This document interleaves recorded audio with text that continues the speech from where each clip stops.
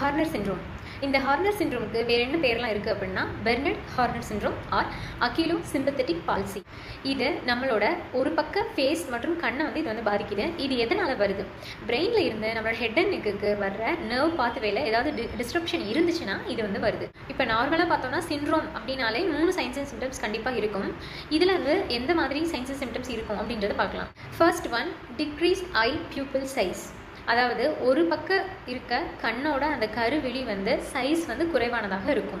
Second one, drooping eyelid, அதாவது இமை வந்து தொங்குற மாதிரி இருக்கும். தேர்ட் ஒன், பாதிக்கப்பட்ட சைட்ல இருக்க அந்த ஒரு பக்க ஃபேஸ்ல மட்டும் வியர்வை வந்துட்டு குறைவானதாக சுரக்கும். வியர்வை சுரப்பிகள் வந்து ஒழுங்கா வேலை பார்க்காது. நர்வ் ப்ராப்ளம் தவிர வேறு எதனால இந்த ஹார்னர் சிண்ட்ரோம் வரும்? Stroke, tumour or spinal cord இன்ஜுரினால இது வந்து வரும். ட்ரீட்மெண்ட். இந்த ஹார்னர் சிண்ட்ரோம் அப்படின்றதுக்கு ஸ்பெசிஃபிக்காக எந்த ட்ரீட்மெண்ட்டும் கிடையாது. இது எதனால் வருது அப்படின்றத கண்டுபிடிச்சு நம்ம அதுக்கு ட்ரீட்மெண்ட்